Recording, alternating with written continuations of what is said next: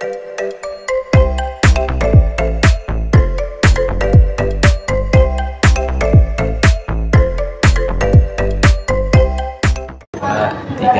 Halo guys, Selamat datang di podcast Kibasin.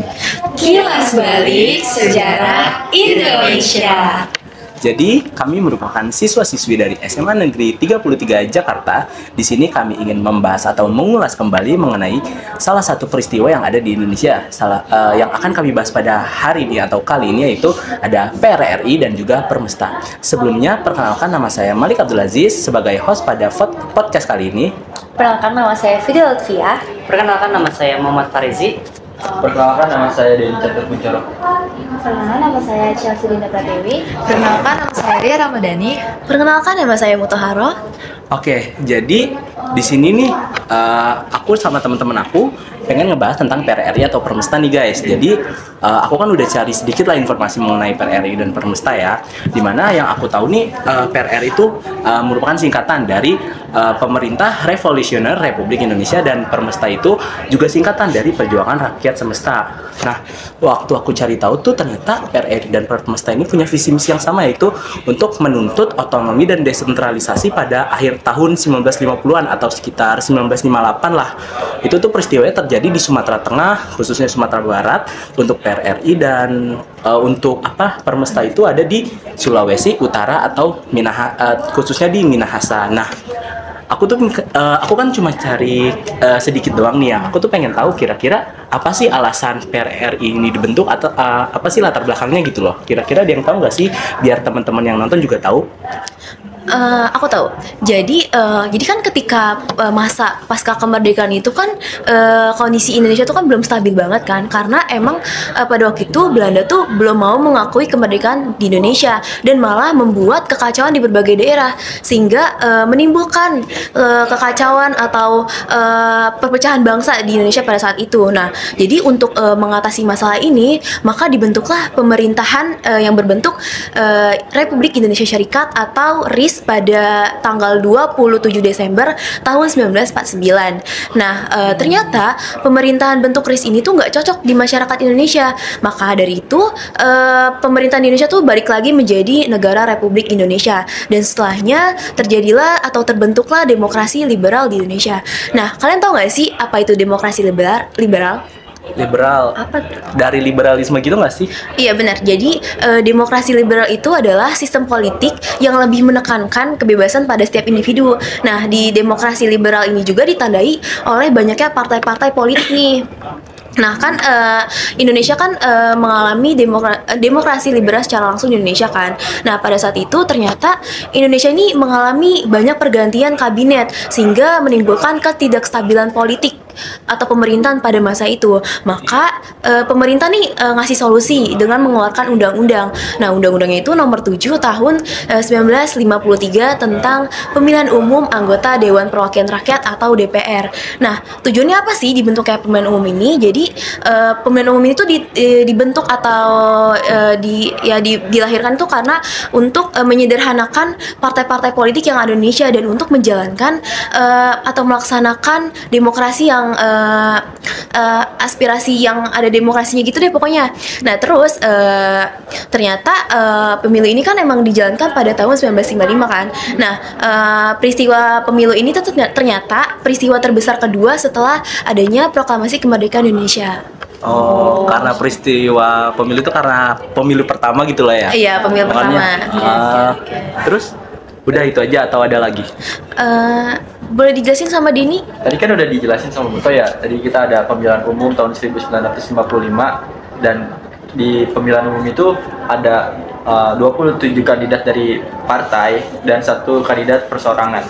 Jadi kandidat partai itu ada beberapa partai lah. Jadi gara-gara dari pemilihan umum itu kita dapat kursinya itu 4 partai dari DPR itu ada PNI yang 57 partai, Matsuyumi 47 partai, dan Nahdlatul Ulama 45 partai, PKI itu 39 partai, dan perseorangannya itu diambil kursinya oleh Sujono Prawirsodarso dari pemilihan umum itu.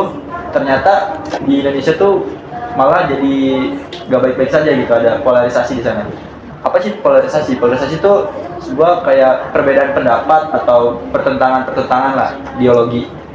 Kayak misalnya tuh di daerah Pulau Jawa, Sumatera sama Sulawesi itu ada pertentangan gara-gara pemerintahannya itu kebanyakan di Pulau Jawa. Nah, dari partainya itu di Pulau Jawa tuh kebanyakan partai-partainya itu berasal dari partai agama, partai-partai di PNI atau PNU. Dan di luar Pulau Jawa tuh partai-partai agama. Nah, terus PK itu membentuk kantong-kantong suara di Jawa, kan sebagai kita tahu Jawa adalah kunci gitu ya. Kalau kata orang-orang luar Jawa, Jawa mulu nih. Iya, betul. Jawa terus. Dah sih banyak. Oke, terima kasih. Nah kan bener tuh sama yang dibilang Denny tadi, karena adanya polarisasi hasil pemilu ini tuh juga jadi menyebabkan kesenjangan di pulau-pulau Jawa dan pulau-pulau lainnya. Jadi menimbulkan sentimen bahwa daerah yang ada di luar Pulau Jawa itu tuh dianaktirikan gitu. Karena kan kayak yang kita tahu kan, pemerintahan pusat pada waktu itu tuh bener-bener lebih memikirkan pembangunan daerah yang ada di Pulau Jawa aja, sedangkan daerah di luar Pulau Jawa itu kayak dianaktirikan atau kayak nggak dipikirkan gitu. Jadinya masyarakat kayak Sulawesi atau Sumatera itu berpikiran bahwa kayak kenapa Jawa mulu sih gitu, kenapa yang di daerah gue ini nggak ada gitu. Sampai sekarang Nah iya, Kan sebenarnya sampai sekarang ya. iya kan, benar. Nah, terus akhirnya karena terjadinya aspirasi-aspirasi tersebut, muncullah pembentukan pemerintahan revolusioner Republik Indonesia atau PRRI pada tahun 1950. Nah, emang PRRI ini kan dibentuknya pada tahun 1950 kan, tapi baru diresmikan itu tuh pada 15 Februari tahun 1958. Iya. Nah, jadi tokoh-tokoh yang memprakarsai PRRI ini juga itu adanya Letkol Ahmad Hussein, terus juga adanya Mayor atau enggak Mister Syarifuddin. Nah, terus kemudian dari adanya PRRI ini menimbulkan kayak aspirasi atau mereka tuh mau mengadakan upaya-upaya untuk biar daerahnya tuh didengar gitu sama pemerintah. Nah, makanya waktu itu tokoh-tokoh dari Sumatera Tengah itu tuh mengadakan pertemuan di Jakarta. Nah, ternyata pertemuan ini tuh nggak cuma pertemuan aja, tapi juga melakukan sebuah reuni. Nah, reuninya ini dari perwira aktif dan juga dari pensiunan divisi Banteng. Nah, yang dimana hasil dari reuni ini itu mereka menghasilkan aspirasi otonomi untuk memperjuangkan daerahnya masing-masing. Nah, terus juga disetujui pula pembentukan divisi Banteng yang baru. Nah, terus setelah PRRI dibentuk ini, ternyata ada gerakan baru lagi, yaitu tapi ini tuh di luar daerah Sumatera. Nah, kalau misalnya PRRI di Sumatera, yang ini tuh adanya di Sulawesi, namanya Permesta atau Perjuangan Rakyat Semesta. Nah, ini tuh dibentuknya tahun 1956-an. Nah, itu tokoh-tokoh yang memprakarsai itu ada Kolonel Vence Sumual sama Mayor Runtu Rumbani. Nah, terus di sini juga sebenarnya latar belakangnya sama aja kayak gerakan yang PRRI tadi, yang membedakan hanya wilayahnya kan. Kalau PRRI di Sumatera, kalau Permesta ini adanya di Sulawesi. Nah, terus juga Permesta ini kan dipimpin sama Letkol Ahmad Hussein juga kan. Nah, ternyata Letkol Ahmad Hussein ini pada tanggal 20 Desember itu tuh dia merebut kekuasaan pemerintah daerah dari Gubernur Ruslan. Nah, dia tuh pokoknya memperebutkan kekuasaan gubernur pada saat itu.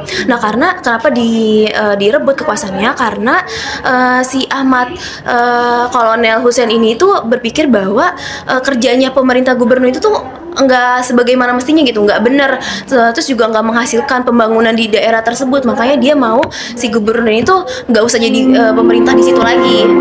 Nah, terus karena terjadinya gerakan-gerakan ini, akhirnya memicu perhatian dari pemerintah kan. Nah, terus pemerintah tuh jadi ngerasa kayak mending ditumpas aja nih gerakan-gerakan ini, karena gerakan ini tuh memang menimbulkan kekacauan kan, perpecahan bangsa. Nah, gitu. Jadi latar belakangnya kayak gitu. Berarti panjang banget ya tadi. Iya. Pertama kan dari Indonesia Merdeka, Iya. terus nggak disetujui lah sama Belanda, Iya. terus ada RIS, terus ada apa namanya kabinet-kabinet yang banyak banget, sampai akhirnya tuh di sini ada namanya pembentukan PRRI karena ngerasa pemerintah pusat tuh cuma pengen Musatinnya tuh di Jawa musatinnya aja. di Jawa Jawa aja. aja. Sampai sekarang nggak sih itu mah? Iya. Masih sering banget. Jadi complicated banget ya. Iya, bahkan sampai sekarang sebenarnya belum tuntas gak sih sebenarnya? Iya sih. Iya. Tadi kan udah dijelasin nih latar belakangnya yang udah panjang banget sama Muto sama Denny juga. Nah, pasti kan kalau ngebentuk gerakan ini tadi Letnan siapa? Kolonel Pence Hussein. semua Ah, sama iya. Hussein juga. Letnan Kolonel Hussein itu kan ngebentuk ini tuh karena pengen pengen daerah-daerah tuh supaya bisa Didengarkan aspirasinya. didengarkan aspirasinya. Nah, berarti itu kan salah satu tujuannya kan. Ada nggak sih tujuan-tujuan lainnya kira-kira dari gerakan PRRI dan Permesta ini? Ada tentunya ada yang Malik ya. Yang emang kalau setiap gerakan tuh kan emang ada tujuannya. Tadi kan pertama tujuannya itu agar daerah-daerah lainnya itu juga Didengar didengarkan aspirasinya. Betul. Nah, tujuan lainnya itu sebenarnya karena saat itu sedikit chaos ya, karena Belanda juga yang mulai ikut campur lagi dan dari pemerintahannya juga enggak jelas gitu. Nah, tujuan lainnya itu ingin adanya perbaikan di bidang pemerintahan mereka sendiri. Nah, khususnya itu di konstelasi politis nasional yang pada saat itu memang lagi bergejolaknya. Nah, juga ingin adanya perbaikan di persoalan Dwi Tunggal Soekarno Hatta. Nah, yang ketiga ini juga yang tadi udah aku sebutin, parlemennya ini memang juga sedikit lagi chaos gitulah. Iya. Nah, selain itu juga terjadi perpecahan antara angkatan darat. Nah, dengan itu mereka juga membuat tujuan ingin adanya perbaikan dan persatuan kembali gitu. Nah, terus isu-isu tentang kesejahteraan dan kesejahteraan kesan itu tidak luput dibahas oleh masyarakat lainnya, sehingga timbul lagi permintaan untuk terselenggaranya gagasan otonomi daerah. Nah, emang merupakan poin sentral atau poin umumnya yang menjadi solusi untuk penyelesaian masalah antara pusat dan daerah. Nah, dari tujuan itu sebenarnya kita bisa lihat dari ultimatum yang memang sudah dibuat oleh beberapa tokoh. Ada 2 ultimatum. Nah, yang pertama ini ultimatum yang buat tapi gimana ya sebutannya, intinya tuh tanggal 7 sampai 8 September 1957. Nah, jadi ada 3 tokoh yaitu Ahmad Hussein, Vence Sumual, dan Berlian. Mereka bertiga ini berkumpul di Palembang sehingga membuat sebuah ultimatum dalam bentuk piagam. Nah, dan piagamnya ini bernama Piagam Palembang. Mereka ini dalam piagam itu membuat 6 tuntutan poin. Oke, yang pertama ini dia mengembalikan Dwi Tunggal Soekarno Hatta. Yang kedua ini dia ingin pergantian pemimpin TNI tadi. Nah, tadi kan udah dibilang bahwa ada perpecahan di angkatan darat. Dengan itu dia kayak membuat tujuan adanya pergantian pimpinan. Nah, yang ketiga ini melaksanakan desentralisasi pemerintahan nasional dengan memberikan otonomi luas kepada daerah-daerah. Tadi kan udah sedikit disinggung sama Muto, Malik sama Denny juga kan. Nah, terus yang keempat ini meremajakan dan menyederhanakan aparatus bangsa. Ya benar kan, aparatus bangsa. Nah, yang kelima ini dia larangan terhadap komunisme. Dan yang terakhir ini memberikan senat. Nah, kalian tahu nggak sih senat itu apa? Kan kayak merasa asing senat gitu ya. Nah, jadi kalau boleh aku kasih tahu nih, senat itu adalah sebuah lembaga legislatif pembuat undang-undang yang memang berfungsi itu sebagai bagian dari pemerintahan yang memiliki sistem pemerintahan 2 kamar atau bikamelar kalau nggak salah itu ya.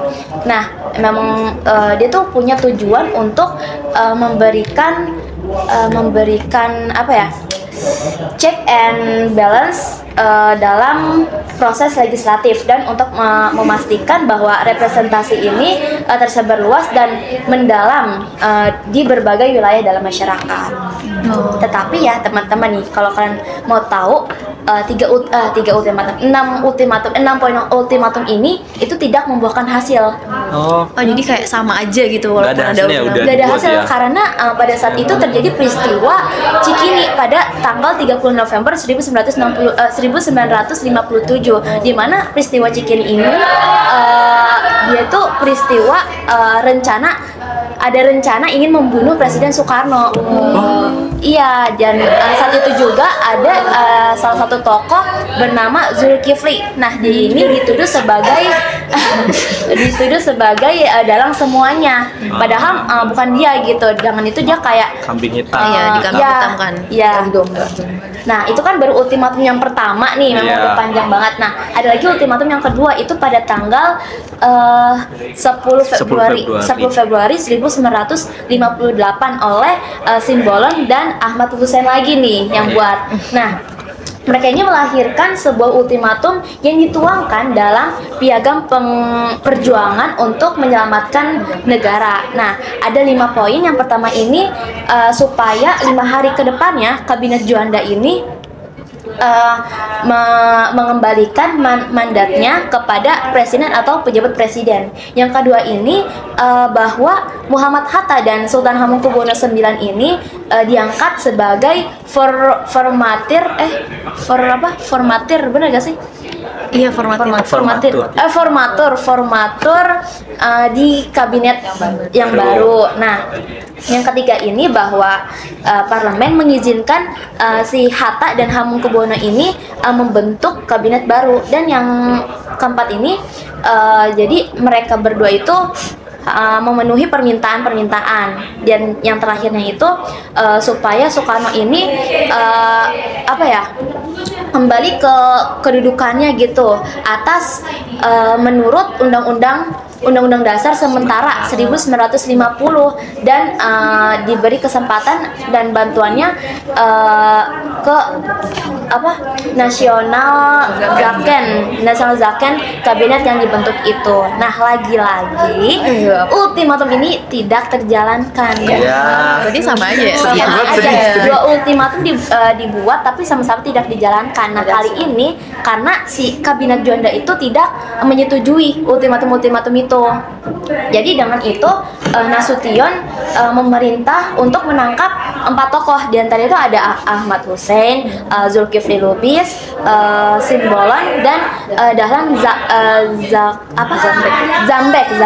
Nah, mereka ini juga dipecat secara tidak hormat gitu. Berarti banyak banget ya. Tadi kan awalnya sebenarnya nanya tujuan ya, Iya. terus ada ultimatum juga, tapi sayangnya dua ultimatum itu tuh nggak berjalan dengan semestinya ya.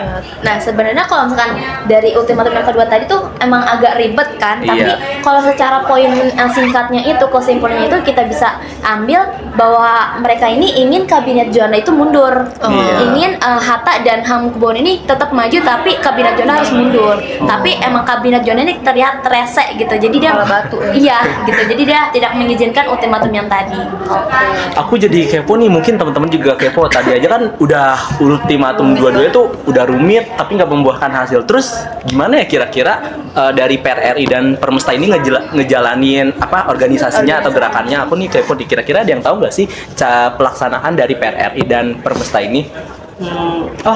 Kayaknya saya ingat kalau puncak dari pelaksanaan PRRI itu terjadi pada tanggal 15 Februari 1958 yang dimana Ahmad Hussein ini memproklamasikan PRRI untuk dibentuk kabinet. Nah, pada saat itu ternyata kabinet yang dibentuk itu didukung oleh Indonesia pada bagian timur. Lalu ternyata Bagian timur. selanjutnya Bagian timur berarti Uni Soviet. iya benar, Uni Soviet.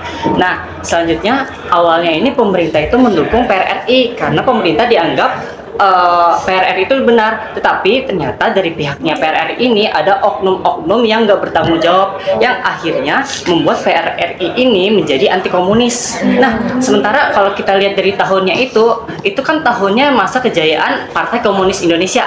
Nah, Iya. saat itu jadi ketika Partai Komunis Indonesia ini tahu kalau misalkan PRRI ini adalah partai anti komunis, mereka berdua akhirnya Gabung. Bergabung, beradu lah.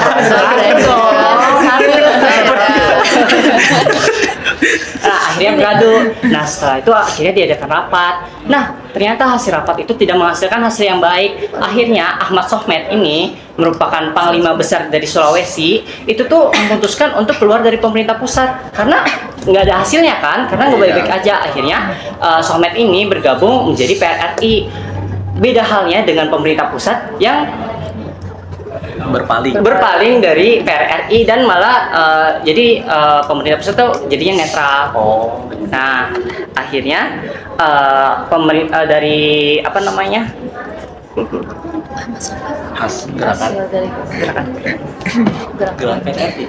Nah, akhirnya gerakan PRRI ini menuntut 3 perkara. Yang pertama dibubarkannya Kabinet Juanda, yang kedua pembentukannya pemerintah sementara, dan yang ketiga diangkatnya kembalinya Soekarno pada posisi konstitusionalnya.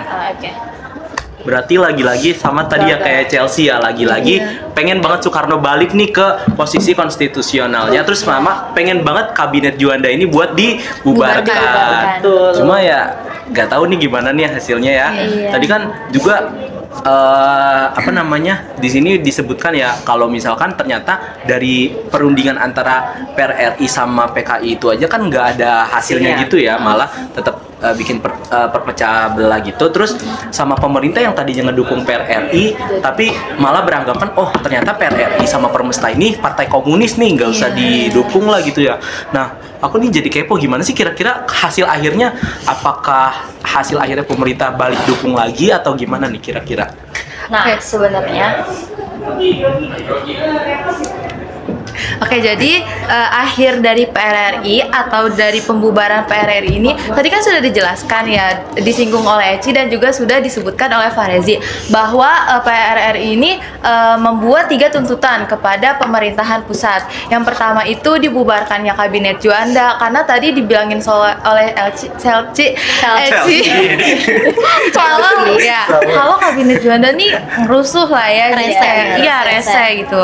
Yang kedua ini pembentukan pemerintahan sementara oleh Muhammad Hatta dan juga oleh Sultan Hamengkubuwono ke-9 sampai pemilu setelahnya itu diselenggarakan. Yang terakhir itu Soekarno kembali pada posisi konstitusionalnya. Nah, kita kalau misalnya dituntut sebel gak sih? Ini pemerintahan pusat loh. Jadi pemerintahan pusat nih nggak cuma diem aja dapat tuntutan itu. Pemerintahan pusat langsung membuat bukan organisasi tapi operasi gabungan dari darat, laut dan juga udara tuh. kayak disatuin gitu ya. Ya, militer itu bahkan bersandi operasi 17 Agustus itu sebutannya ya, operasi 17 Agustus. Nah, itu di Sumatera Barat. Jadi operasi militer ini berlangsung dari bulan Februari. Nah, tapi karena operasi militer ini jelas lebih kuat kan karena itu milik pemerintahan pusat daripada di PRRI-nya itu kan. Nah, makanya militer pemerintahan pusat ini berhasil menguasai kekuasaan yang tadinya milik PRRI, yaitu Sumatera dan Sulawesi cuma dalam waktu 3 bulan. Ya, jadi cepet banget kan. Nah, makanya dari itu udah dilihat bahwa PRRI ini kayak udah nggak sekuat dulu lah. Bahkan kekuasaan PRRI ini cuma di pinggiran, di pedalaman Minangkabau dan juga di Minahasa di Sulawesi Utara. Nah, selanjutnya karena PRRI ini udah bisa dibilang kalah lah ya, karena wilayah kekuasaannya itu lebih jadi sedikit banget lah, makin padahal mengecil. ya tadinya dia punya Sumatera sama Sulawesi kan. Nah makanya ini si temennya nih yang dukung si PRRI ini, yaitu tadi Parmesta. juga Iya. ya si ini Amerika. Oh, Amerika. Nah, ya kan tadi udah dijelasin juga kan kalau dia mendukung PRRI ini, jadi mengubah kebijakannya karena udah kayak gimana ya, si PRRI ini udah kalah, jadi dia coba buat ngotak-ngatik si PRRI lagi. Nah tapi PRRI ini nggak satu suara sama ultimatum tadi kan yang udah dijelasin ya. Nah jadi ada beberapa pihak yang nggak setuju lah sama ultimatum itu. Nah pihak ini itu ada perwakilannya, kelompok yang nggak setuju sama ultimatum tadi itu ada perwakilannya, yaitu Mayor Nurmatias dan juga Kaharudin DT Rangkoyo Basa. Nah mereka berdua ini dibantu oleh tentara pusat juga nih, biar makin berpower lah ya. Nah terus itu kan udah kayak kelihatan bahwa PRRI ini udah kayak kalah lah ya. Iya. Udah ultimatumnya nggak terima, dia jadi kayak nggak punya teman. Nah tapi terakhir nih si tokoh-tokoh dari PRRI ini membuat sebuah proklamasi, memproklamasikan RPI atau Republik Persatuan Indonesia. Nah RPI ini bentuknya federal yang berlangsung pada bulan Februari tahun 1960. Nah, tapi dari pembentukan proklamasi ini malah menimbulkan perpecahan atau ketidakkompakan. Nah, itu disebabnya karena proklamasi ini nggak sesuai dengan tujuan awalnya, yaitu menginginkan agar gerakan ini berada dalam koridor negara kesatuan. Nah, jadi karena yang nggak sesuai itu kayak ya buat apa buat PRR ini buat apa kalau misalnya kerjanya kayak nggak jelas gitu lah. Jadi kan cuma sebentar kan. Nah, jadinya PRRI ini resmi dibubarkan pada tanggal 17 Agustus 1961 dengan dikeluarkannya keputusan Presiden nomor 449 tahun 1961 tentang amnesti dan abolisi kepada semua orang yang terlibat dalam PRRI atau Permesta ini. Jadi tadi disebutkan sama dia tuh kayak banyak banget lah atau rumit banget ya. Tadi kayak misalkan hasil akhirnya tuh pemerintahnya makin kuat tapi PRRI-nya malah makin lemah. Tadi kan waktu aku dengar dari Muto kan padahal awal-awalnya 1950-an sampai 1958 lah, itu kan 8 tahun lah, udah 8 tahun tuh apa maksudnya PRRI berlangsung, tapi akhirnya kalah juga akhirnya sama pemerintah karena tadi udahnya lepas dukungan, terus udahnya pemerintahnya nggak setuju lagi sama PRRI dan Permesta, makin lama makin kecil dan akhirnya bubar. Iya, padahal tuh kayak PRRI kan awalnya benar-benar kayak semangat banget kan untuk memperjuangkan aspirasinya, tapi ternyata hasilnya juga sama aja dibubarkan gitu pada Pemerintah akhirnya. pusatnya nggak sih? Tidak Tidak tahu deh. Nah, kalau gitu nih aku jadi kepo nih sebenarnya. Berarti dari PRRI dan Permesta ini tuh ada hasilnya atau enggak sih? Karena kan tadi dilihat gagal, ultimatum gagal, waktu pelaksanaan gagal, pembubarannya secara tidak terhormat atau kayak dipaksa. Terus hasil akhirnya tuh sebenarnya ada atau enggak sih? Aku nih jadi kepo deh. Nah, jadi sebenarnya PPRI itu nggak ada hasil utamanya guys, karena di akhir perjuangan pemerintah berpaling dari PPRI karena menganggap PRRI ini adalah anti komunis. Nah, tapi pemberontakan pemerintahan revolusioner Republik Indonesia ini berakhir dengan pemberontakan karena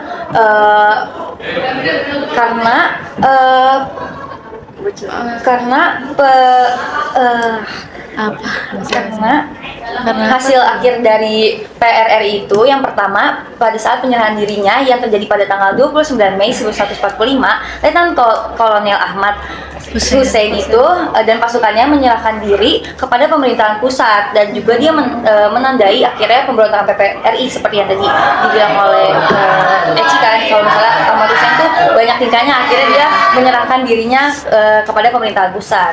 Dan juga yang kedua itu pada saat operasi militer. Operasi militer ini dilakukan oleh Angkatan Perang Republik Indonesia yang disebut dengan APRI dengan dukungan dari Presiden Soekarno berhasil menumpas pemberontakan. Operasi ini juga melibatkan beberapa operasi besar seperti yang tadi udah dia jelasin, kayak ada Operasi Tegas, Operasi 17 Agustus, juga dengan Operasi Sabta Marga, dan juga yang terakhir ada Operasi Sadar. Dan yang terakhir itu adalah pasca PRRI. Dan setelah jatuhnya PRRI ini, pemerintahan itu melakukan pusat rehabilitas dan pemulihan karena banyak pegawai negeri yang mendukung PRRI diganti dengan orang-orang yang setia kepada pemerintahan.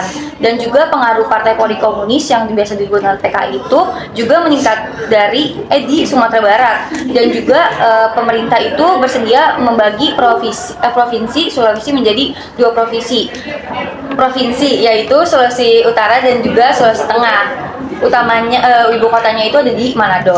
Nah, jadi dengan demikian hasil dari PRRI ini tuh